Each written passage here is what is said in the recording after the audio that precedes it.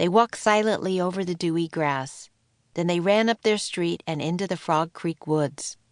Mist clung to the trees as they walked through the dark woods.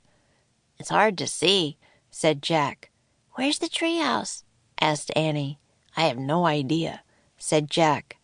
Just then something fell in front of them. "Watch out!" shouted Jack. He covered his head. "The ladder!" cried Annie. Jack opened his eyes. The rope ladder from the magic treehouse dangled in front of them. Jack looked up. The treehouse was hidden in the mist. "Come on, let's go," said Annie. She grabbed the ladder and started up. Jack followed. They climbed through the wet air and into the treehouse. "Hello," said Morgan. "I'm glad to see you." She was sitting in the corner.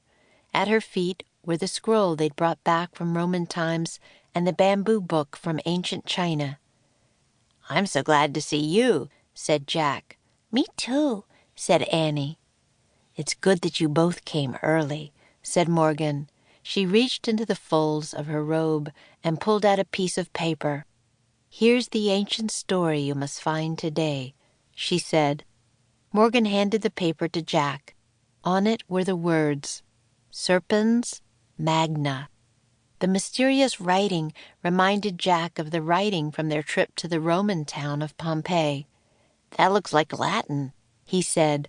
"Very good," said Morgan. "It is Latin."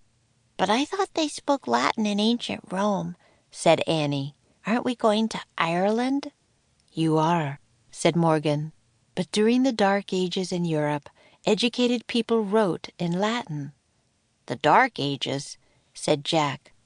"Yes," said Morgan. "The time after the fall of the Roman Empire." "Why is it called dark?" said Jack. "It was a difficult time," said Morgan. "People had to work very hard just to feed and clothe themselves. There was not a lot of time for playing, learning, or making art and music."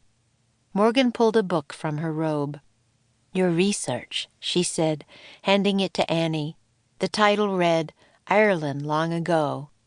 "Remember," said Morgan, "your research book will guide you, but in your darkest hour, only the ancient story can save us," Jack and Annie said together.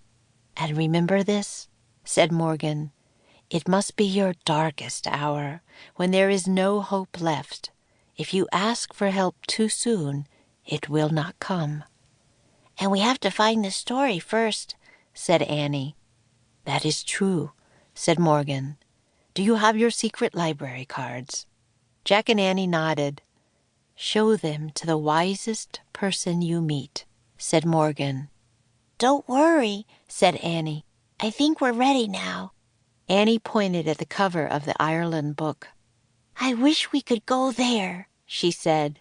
She gave Morgan a little wave. "See you soon." "Good luck," said Morgan. The wind started to blow. The treehouse started to spin. It spun faster and faster. Then everything was still, absolutely still.